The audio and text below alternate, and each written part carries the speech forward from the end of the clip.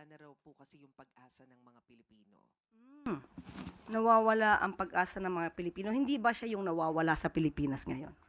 Mahirapan po tayo magkaroon ng Pangulo kung lagi po nasa abroad at hindi po ginagawa ang trabaho dito sa Pilipinas. Ito ang banat ni Palace Press Officer Claire Castro kay Vice President Sara Duterte matapos nitong sabihin na tila patungo na sa dumpster o basurahan ang Pilipinas at nawawala na ang pag-asa ng mga mamamayan. Kaugnay ito sa naunang pahayag ng bise na baka mawala na ang bansa pagdating ng taong 2028. Sinabi niya ito kasunod na rin ang panawagan ng kanyang mga taga-suporta na tumakbo siya sa pagkapangulo sa 2028 presidential election. Sa press briefing sa Malacanang, sinabi ni Castro na posibleng sinasabi ito ng Vice Presidente dahil nagbubulagan ito sa mga ginagawang proyekto at programa ng pamahalaan.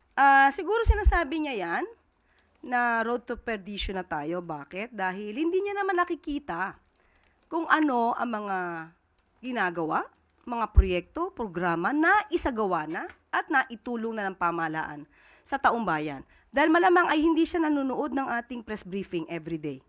At hindi rin naman siguro siya nanonood ng mga programang ipinapalabas sa PTV4 at saka sa RTVM.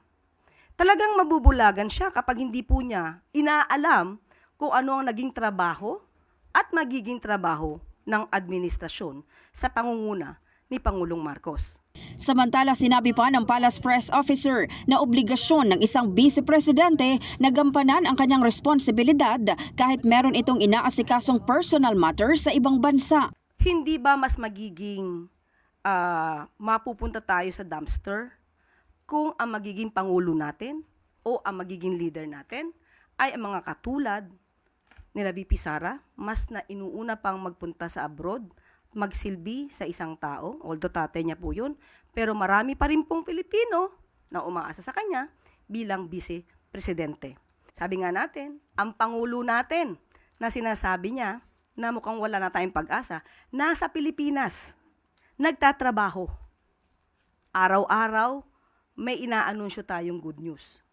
Pero ang Vice Presidente, nasaan? Mababatid na nasa The Hague ang Vice Presidente para asikasuhin ang kaso ng kanyang ama na si dating Pangulong Rodrigo Duterte. In the heart of changing lives, ito si Brigada Maricar Sargan ng 105.1 Brigada News of Manila, The Music News Authority.